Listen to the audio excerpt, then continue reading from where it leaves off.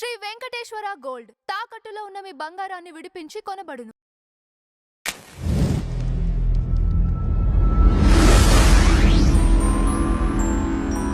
నమస్కారం రాజేష్ గారు. నమస్కారం. వైఎస్ఆర్సీపీ నుంచి ముఖ్య నాయకులు కావచ్చు, కార్యకర్తలు కావచ్చు, వాళ్ళు ఎప్పుడూ ఒక స్లోగన్ అండి, అంటే ఒక భయంకరమైనటువంటి ఆల్రెడీ ఒక 5 years బిఫోర్ ఏదైతే విధ్వంసం చేశారో ఇప్పటికీ వాళ్ళలో మార్పు లేదు, కనిపించట్లేదు అనిపిస్తుంది.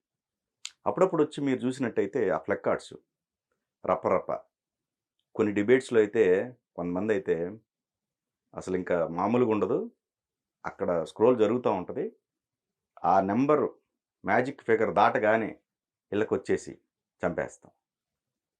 నిజంగా వీటి మీద ప్రభుత్వం కూడా ఫోకస్ చేయదా?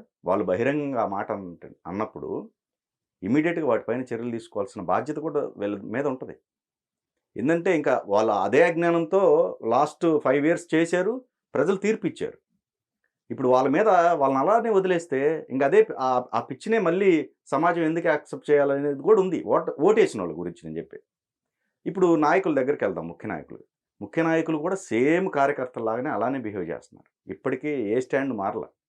రేపు వీళ్ళే గెలిపించేటట్టున్నారు మళ్ళీ కూటమిని బ్రహ్మాండంగా. వీళ్ళు అంటే కార్యకర్తల కోసం ఏదైతే డిజైన్ చేసుకుంటున్నారు ఇవన్నీ రేపు వర్కౌట్ కావచ్చు, కాకపోవచ్చు. రెండోది రపరప తీసి పక్కన పెడితే జగన్మోహన్ రెడ్డి గారి దగ్గరికి వద్దాం. ఆయన ప్రతి సందర్భంలో ఒక వార్నింగ్ ఇవ్వటం జరుగుతూ ఉంది. వార్నింగ్ కూడా ఎట్లా? మీరు 7 సముద్రాలు దాటినా తీసుకొచ్చి మీకు, అంటే ఆయన చట్టపరంగా అంటున్నారు, ఈ టైపు ఇది కాకుండా చట్టపరంగా మీకు ఏం తీసుకోవాలో అవి తీసుకోవాలంటున్నారు. అసలు నిజంగా వీళ్ళు ఈ బిహేవియర్ కానీ ఇట్లాంటివి అన్నీ చూస్తుంటే మీకేమనిపిస్తుంది? మళ్ళీ వచ్చే అవకాశం ఉందా? ఇక్కడ గమనించుకోవాల్సింది ఏంటంటే, ఏ రాజకీయ పార్టీ అయినా పీపుల్స్ రిప్రజెంటేషన్ యాక్ట్ ద్వారా ఎలక్షన్ కమిషన్ దగ్గర రిజిస్టర్ అవుతాయి. అలా రిజిస్టర్ అయిన పార్టీలకి ఎన్నికల సంఘం ఎన్నికల్లో పోటీ చేసే అర్హత, అవకాశం కల్పిస్తాయి. ఆ రాజకీయ పార్టీలు ప్రజలకి ప్రాతినిధ్యం వహిస్తూ ప్రజల మద్దతు పొందటానికి ప్రయత్నం చేస్తుంటాయి. ప్రజల మద్దతు ఎక్కువగా పొందిన వాళ్ళు అధికారంలోకి వస్తారు, కొంచెం తక్కువగా పొందిన వాళ్ళు ప్రతిపక్షంలో ఉంటారు. End of the day deciding factor ప్రజలు.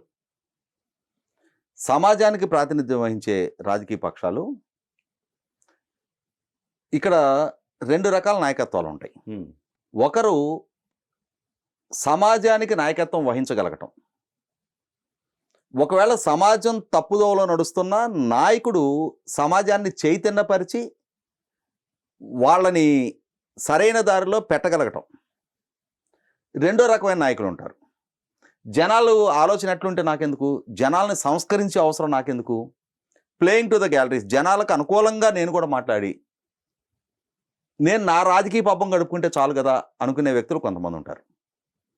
కానీ చరిత్రలో నిలిచిపోయే వాళ్ళు మొదటి టైపు నాయకులు. సమాజానికి నాయకత్వం వహించి సమాజం చదువుకోవటంలా, సమాజం మూర్ఖంగా బతుకుతున్నారు, సమాజం అనాగరికంగా బతుకుతున్నారు, వాళ్ళని చైతన్యపరచాలి. అరే బాబు, మీరు ఈ మూఢనమ్మకాల నుంచి బయటికి రండి, మీరు చదువుకోండి, మారుతున్న ప్రపంచాన్ని తెలుసుకోండి, మెరుగైన జీవనాన్ని అందుకోండి, ఇవాళ చదువుకున్న వాళ్ళు ఈ స్థాయిలో ఎదగటానికి ఆస్కారం ఉంది అని చెప్పని సమాజాన్ని ఎడ్యుకేట్ చేసి సమాజాన్ని తమ వెనక ర్యాలీ చేయించుకోగలిగేవాడు రాజనీతిజ్ఞుడు అంటారు వాళ్ళని. అంటే సమాజహితం కోరి అవసరమైతే ఒక్కొక్కసారి వీళ్ళు మాట్లాడే మాటలు సమాజంలో కఠినంగా అనిపిస్తాయి, కానీ యథార్థవాది, లోక విరోధి, నిజం నిష్ఠూరంగా ఉంటుంది అనేది సమాజం గమనిస్తుంది, గుర్తిస్తుంది, గౌరవిస్తుంది అటువంటి వాళ్ళని. తాత్కాలికంగా 1-2 సార్లు వాళ్ళ మాటలు కఠినంగా అనిపించినా వాళ్ళ వెనక ర్యాలీ అవడానికే ప్రజలు ఇష్టపడతారు. ఇటువంటి వాళ్ళు రాజనీతికులుగా చరిత్రలో చిరస్థాయికి నిలిచిపోతారు. ఎటువంటి రాజకీయం చేయాలి, ఎటువంటి నాయకత్వాన్ని ఇవ్వాలి అనేది ఆయా రాజకీయ పార్టీలు ఎంచుకునే వాళ్ళ ప్రయారిటీస్.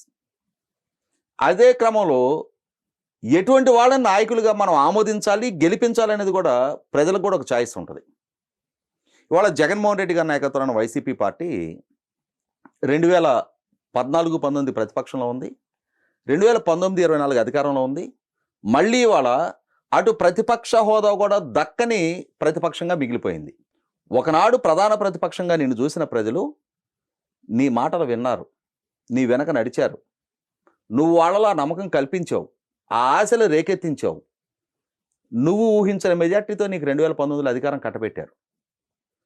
ఇక్కడ గమనించుకోవాల్సింది ఏంటంటే జగన్మోహన్ రెడ్డి ఇంతటి విజయం నాకు దక్కటానికి కీలకంగా దోహదం చేసిన ఫ్యాక్టర్స్ ఏంటనేది ఎప్పుడూ ఏ సందర్భంలో కూడా అనలైజ్ చేసుకోవాలి. అదే జగన్మోహన్ రెడ్డి 2024 ఎన్నికల్లో ఇంతటి ఘోర ఓటమి నాకు దక్కటానికి మేజర్గా నాకు ప్రతికూలించిన అంశాలు ఏంటనేది కూడా ఎప్పుడు అనలైజ్ చేసుకోవాలా. గెలుపుని అనలైజ్ చేసుకోవాలా, ఓటమిని అనలైజ్ చేసుకోవాలా.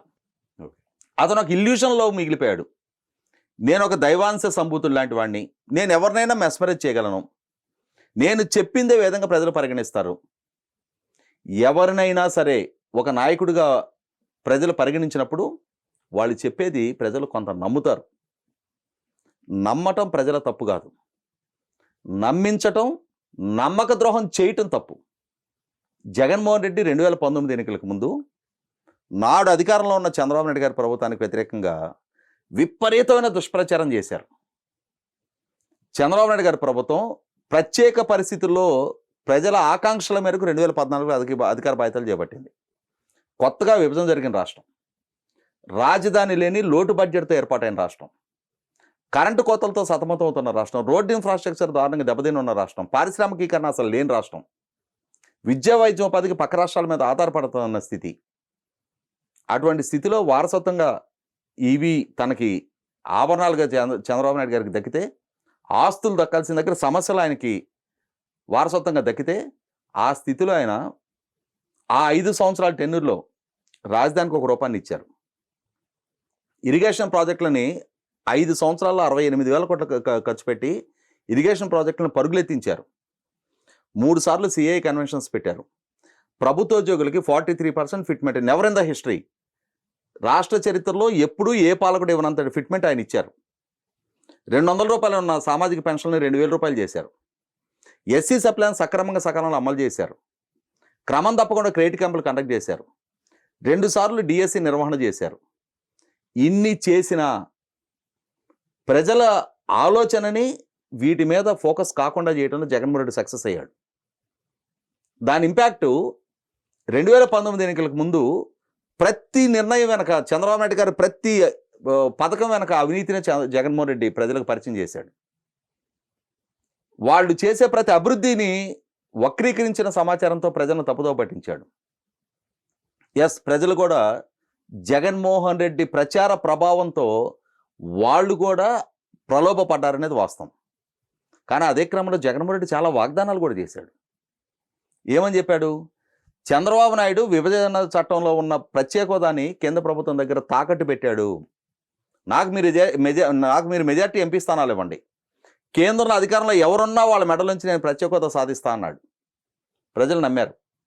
ప్రత్యేక హోదా సాధిస్తే ప్రపంచవ్యాప్తంగా ఉన్న పెట్టుబడిదారుల మొత్తాన్ని రాష్ట్రానికి రప్పించగలుగుతా అన్నాడు. 13 జిల్లాలని 13 హైదరాబాద్లకు అభివృద్ధి చేస్తా అన్నాడు.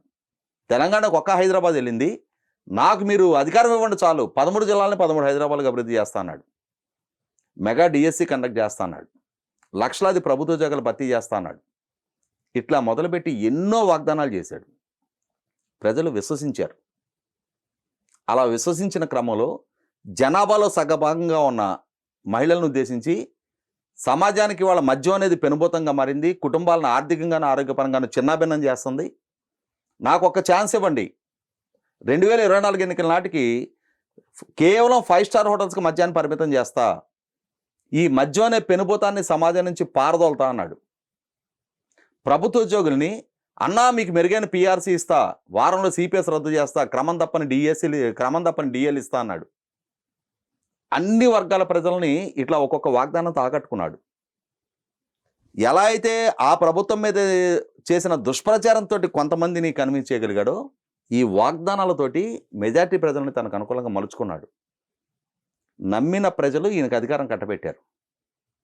పాలకుడిగా ఈయన బాధ్యతలు చేపట్టిన తర్వాత ఈయన నిర్ణయాలు, ఈయన పాలన, ఈయన అమలు చేసిన విధానాలు వీటిని చూసిన తర్వాత, ఈయన పాలనా దక్షత చూసిన తర్వాత, ఒక పాలకుడు సమర్థవంతుడైతే, పాలకుడు అభివృద్ధి కాముకుడైతే, పాలకుడు సంక్షేమాన్ని సక్రమంగా అందిస్తే అల్టిమేట్గా బెనిఫిట్ అయ్యేది ప్రజలు. ఒక పాలకుడు లక్షలాది కోట్ల పారిశ్రామిక పెట్టుబడులు రప్పించగలిగాడు, పరిశ్రమలకు గ్రౌండింగ్ చేయించగలిగాడు, తద్వారా లక్షలాది మందికి ఉపాధి కల్పన జరుగుతుంది. అల్టిమేట్గా గెయిన్ అయ్యేది రాష్ట్రంలో ఉన్న యువతే కదా. యువత గెయిన్ అవుతున్నారంటే వాళ్ళ కుటుంబ సభ్యులకు కూడా ఆ లబ్ధి చేకూరుతున్నట్టే కదా. కుటుంబాలకి ఆర్థిక స్థిరత్వం వస్తుంది కదా. వాళ్ళకి ఎప్పుడైతే ఆర్థిక స్థిరత్వం తగ్గుద్దో మెరుగైన సివిక్ కమ్యూనిటీస్ అందుకోగలుగుతారు, మెరుగైన జీవన ప్రమాణాలు అందుకోగలుగుతారు, వాళ్ళ కొనుగోలు శక్తి పెరుగుద్ది, వాళ్ళకి సంపద సృష్టి జరుగుద్ది. మరి ఇన్ని మార్పులకి సమాజం లోనవుతా ఉన్నప్పుడు, ఒక ఆరోగ్యకర అభివృద్ధి ఒక పాలకుడు చేస్తున్నప్పుడు 100% ఆ నాయకుడు నోన్ చేసుకుంటారు. కానీ ఎన్నికలకు ముందు ఈ రకమైన వాగ్దానాలు చేసిన జగన్మోహన్ రెడ్డి పాలకుడిగా బాధ్యతలు చేపట్టిన తర్వాత పారిశ్రామిక పెట్టుబడులు రప్పించకపోగా ఉన్న పరిశ్రమను బాధోలాడు. అదే క్రమంలో 5 ఏళ్లలో చెప్పిన డిఎస్సి నిర్వహణ అధిగతి లేదు. ఆఖరికి ఎస్సీ సప్లాన్ని నిర్వీర్యం చేసిన పర్యవసానం 5 ఏళ్ల చంద్రబాబు నాయుడు గారి పరిపాలనా హయాంలో SC subplan and NRGC matching grant తోటి 25,000 కిలోమీటర్ల సీసీ రోడ్డు ఫార్మేషన్ గ్రామాల్లో చేస్తే జగన్మోహన్ రెడ్డి హయాంలో ఒక్క రోజు కూడా ఒక్క గ్రామానికి కూడా ఎస్సీ సప్లాన్ని ఇంప్లిమెంట్ చేయాల. అసలు క్రెడిట్ క్యాంపులు గాలికి పోయినాయి. ప్రభుత్వోద్యోగుల ఫిట్మెంట్ అయితే చంద్రబాబు నాయుడు గారు 43% ఇస్తే ఈయన 23% ఇచ్చాడు. అది కూడా ఇన్కమ్ రిలీఫ్ 27% కన్నా కూడా 4% తక్కువగా. ఇక వాళ్ళ రిటైర్మెంట్ అమౌంట్ సెటిల్మెంట్ లేదు, జీపీఎఫ్ లోన్స్ అధిగతి లేవు, జిఎల్ఐ లోన్స్ అధిగతి లేవు, వాళ్ళ హెచ్ఆర్ఎస్ స్లాబులు 2% కుదించబడ్డాయి. ఆఖరికి సరెండర్ లీవ్లు ఎన్కాష్మెంట్ కూడా అధిగతి లేదు. దాంతో ప్రభుత్వోద్యోగుల్లో ఆగ్రహవేశాలు పెరిగిపోయినాయి. ఈ విధంగా ఒక్కొక్క వర్గాన్ని దూరం చేసుకొని ఇవాళ అన్నిటికన్నా ముఖ్యంగా ప్రజల వ్యక్తిగత ఆస్తులకి కూడా భద్రత లేని పరిస్థితి. ల్యాండ్ టైటిలింగ్ యాక్ట్ అనేది ఒకటి ఇంప్లిమెంట్ చేసి దాని ఇంపాక్టు ఇవాళ ప్రజలు తమ వ్యక్తిగత ఆస్తులకు కూడా భద్రత లేదనే ఇన్సెక్యూరిటీ ఫీల్ అయ్యారు. ప్రజలకు సంబంధించిన ఆస్తుల సరిహద్దు రాళ్ల మీద ఈయన బొమ్మలు, వ్యక్తులకు సంబంధించిన పొలాల పాస్బుక్ల మీద ఈయన బొమ్మలు, ఆఖరికి ప్రభుత్వ సర్వే రికార్డుల మీద కూడా ఈయన బొమ్మలు, ప్రభుత్వ హాస్పిటల్కి వెళ్తే క్లినికల్ టెస్ట్ రిపోర్ట్ల మీద కూడా ఈయన బొమ్మలు, ఒక డెత్ సర్టిఫికెట్లు తప్పిస్తే అన్నిటి మీద ఈయన బొమ్మలు. ఈ ప్రచార పిచ్చి, వేల కోట్ల రూపాయలతోటి ప్రభుత్వ భవనాలకి ఈయన పార్టీ రంగులు, రాజధాని విధ్వంసం, ఇరిగేషన్ ప్రాజెక్టుల విధ్వంసం, పారిశ్రామిక పెట్టుబడులు రాకపోవటం, పవర్ పర్చేసింగ్ అగ్రిమెంట్లు రద్దు చేయటం, దాని ఇంపాక్టు ఎన్నికలకు ముందేమో నేను కరెంటు ఛార్జీలు రోల్ బ్యాక్ చేస్తానని చెప్పినాడు. 9 సార్లు కరెంటు ఛార్జీలు పెంచటం, ఆర్టీసీ ధరలు పెరగటం, ఇళ్ల పన్నులు పెరగటం, చెత్త పన్ను ఇంపోజ్ కావటం, వీటితోటి ప్రజలు ఇతనా మనం కోరుకుంది, ఇతనగా మనం ఒక ఛాన్స్ ఇచ్చింది అని చెప్పని విరక్తితో మొన్నటి ఎన్నికల్లో అటువంటి తీర్పు ఇచ్చారు. జగన్మోహన్ రెడ్డి ఈ ఓటమికి దారితీసిన పరిస్థితులు ఏంటనేది అనలైజ్ చేసుకోవాలి. అంటే వాస్తవ దృక్పథంతో అనలైజ్ చేసుకుంటే, జరిగిన పొరపాట్ల గురించి అవగాహన చేసుకుంటే, అరే మన వల్ల ఈ పొరపాట్లు జరిగాయి కాబట్టి ప్రజలు మనని డిజోన్ చేసుకున్నారు, వీటిని అధిగమించితే ప్రజలకు మనం తిరిగి వివరణ ఇస్తే ప్రజల నుంచి మళ్ళీ మెప్పు పొందడానికి ఆస్కారం ఉంటుందని చెప్పని ఆరోగ్యకర రాజకీయాన్ని చేయదలుచుకుంటే ప్రజలు పరిగణలోకి తీసుకుంటారు. కానీ అటువంటి ఆలోచన జగన్మోహన్ రెడ్డికి లేదు. కాబట్టి ఇప్పుడు కూడా ఏం చేస్తున్నాడు, మీరు మీ ఇంటర్లో ప్రస్తావించినట్టుగా వాళ్ళ శ్రేణులు రప్పారప్ప నరుకుతామంటుంటే ఈయన వాళ్ళని సమర్థిస్తున్నాడు. ఆయన పాలనాహయం నాటి ఒక్కొక్క కుంభకోణం వెలుగులోకి వస్తుంటే విక్టిమ్ కార్డు ప్లే చేస్తున్నాడు. ఆయన పాలనాహయంలో జరిగిన అవినీతి, అరాచకాలు, ఆక్రమణలు, దాడులు, దౌర్జన్యాల నేపథ్యంలో కేసులు నమోదవుతూ ఉంటే విక్టిమ్ కార్డు ప్లే చేస్తూ ఉన్నాడు. అరే నా పాలనాహయంలో నా అధికారాన్ని అడ్డు పెట్టుకొని నేను రాష్ట్ర సంక్షేమం కోసం పాటుపడుతుంటే వీళ్ళు ఈ విధమైన తప్పులకి పాల్పడ్డారు కాబట్టి వీళ్ళని నేను డిజోన్ చేసుకుంటున్నా అని చెప్పని చెబితే అది ప్రజలు కొంతవరకే నేను కన్సిడర్ చేస్తారు. కానీ తప్పులు చేసిన వాళ్ళని, ఆక్రమణకు పాల్పడ్డ వాళ్ళని, అరాచకాలు, అవినీతికి పాల్పడ్డ వాళ్ళని వెనకడుగేసుకొస్తూ ఉన్నాడు. ముఖ్యంగా దాడులు, దౌర్జన్యాలు, హింసకు పాల్పడ్డ వాళ్ళని కాపాడే ప్రయత్నం చేస్తూ ఉన్నాడు. వీటిని ప్రజలు ఆహ్వానించరు, ఆశీర్వదించరు. ఈ మధ్యకాలంలో మనం బీహార్ ఎన్నికలు జరగడం చూసాం. ఎప్పుడో 20 సంవత్సరాల క్రితం లాలూ ప్రసాద్ యాదవ్ పరిపాలనా హయాంలో ఆ రోజు వాళ్ళ ద్వారా అందించిన ఆటవిక పాలనని ఇప్పటికీ బీహార్ ప్రజలు మర్చిపోవట్లా. సుశాసన్ బాబు అని చెప్పని పేరున్న, అంటే మంచి పరిపాలన ఇచ్చే వ్యక్తిగా పేరున్న నితీష్ కుమార్కి వరుసగా 5 ఎన్నికల్లో కూడా ఆయనకి అధికారం కట్టబెట్టారు. అటువంటి నేపథ్యం కళ్ళ ముందు కనిపిస్తూ ఉన్నప్పుడు అక్కడ కూడా లాలూ యాదవ్కి, తేజస్వి యాదవ్ కూడా కొంత ఓటు బ్యాంక్ ఉంది. వాళ్ళు బయటకు వస్తే కూడా ఇలాగే ఉన్మాదంతో అరుపులు, కేకలు, చిందులేసే వర్గాలు వాళ్ళకే ఉన్నారు. ఆహా ఓహో బ్రహ్మాండం బజగోవిందని చెప్పని కీర్తించే ప్రజలు వాళ్ళకే ఉన్నారు. వాళ్ళు అధికారం దక్కించడం వరకు నీకు ఉపయోగపడరు. అధికారం దక్కించేది నీకున్న స్టాండర్డ్ ఓట్ బ్యాంక్ కాదు. ఏ వర్గం నీ పక్కన ఉన్నారనేది అప్రస్తుతం. న్యూట్రల్ ఓటర్లు ఏం ఫీల్ అవుతున్నారు? అవును. ఇవాళ సమాజంలో అసలు ఆంధ్రప్రదేశ్ రాష్ట్ర సామాజిక స్థితిగతుల గురించి ఇతనికి అవగాహన లేదు. ఇవాళ రాష్ట్రంలో ఒక గడిచిన 40 సంవత్సరాల క్రితం నాటి పరిస్థితులు వేరు, ఇవాళ వేరు. ఏ గ్రామానికి వెళ్ళినా, ఏ కులవృత్తుల వాళ్ళని చూసుకుంటున్నా వారి వారసులు ఇవాళ కులవృత్తుల్లో కొనసాగటం. కారణం ఏంటి అంటే రెక్కల ముక్కలు చేసుకొని అయినా సరే తమ బిడ్డలను చదివించుకోవడానికి ప్రాధాన్యత ఇస్తున్నారు. అలా చదువుకున్న పిల్లలు మెరుగైన అవకాశాలు అందుకుంటూ ఉన్నారు. Better career and better prospects ఇవాళ ఏ ఒక్కరి సొంతం కాదు. సమాజంలో ఎవరికి ప్రతిభ ఉంటే వాళ్ళకి అవకాశాలు దక్కుతూ ఉన్నాయి. అలా అవకాశాలు దక్కించుకున్న వాళ్ళు ఆర్థికంగా వాళ్ళ పరిస్థితి మెరుగుపడుతుంది, వాళ్ళ కుటుంబ ప్రమాణాలు మెరుగవుతున్నాయి, వాళ్ళ కొనుగోలు శక్తి పెరుగుతుంది. తద్వారా ఒక బెటర్ లైఫ్ లీడ్ చేయడానికి అలవాటు పడ్డాళ్ళు ఈ అశాంతి, అరాచకాలు, ఈ రప్పారప్ప నరకటాలు, ఈ విధ్వంసం గురించి పరిగణలోకి తీసుకోవడానికి కూడా సిద్ధపడరు. సమాజం అభివృద్ధి వైపు అడుగులేస్తూ ఉన్నప్పుడు సమాజం బెటర్ కెరీర్ కోసం ప్రయత్నం చేస్తూ ఉన్నప్పుడు ఈ అభివృద్ధిని విధ్వంసం చేసే ఈ రకమైన సంస్కృతిని అడాప్ట్ చేసుకోవడం ద్వారా జగన్మోహన్ రెడ్డి సమాజానికి భిన్నమైన దూరంలో అతను అడుగులేస్తూ ఉన్నాడు. సమాజానికి వ్యతిరేకమైన భావనలతో అతను రాజకీయం కొనసాగిస్తూ ఉన్నాడు. అదే విధమైన ఐడియాలజీతో ఉన్న వాళ్ళని తన అనుచరులుగా అదే విధమైన ఐడియాలజీ కొనసాగమని చెప్తూ ఉన్నాడు.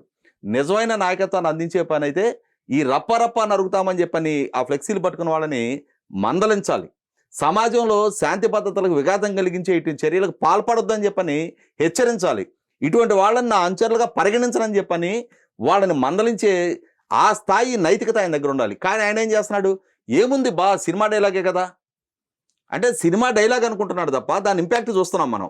నిన్న ఒక 17 సంవత్సరాల పిల్లవాడు ఆ బైక్ తోటి విన్యాసాలు చేస్తా ఆ ప్రాణాలు కోల్పోయిన తీరు చూస్తే ఆ కుటుంబం ఎదుర్కొంటున్న కడుపు సోకకి ఎవరు బాధ్యులు? ఆ కడుపు కోతకి ఎవరు రేపటి రోజున రెస్పాన్సిబిలిటీ తీసుకుంటారు?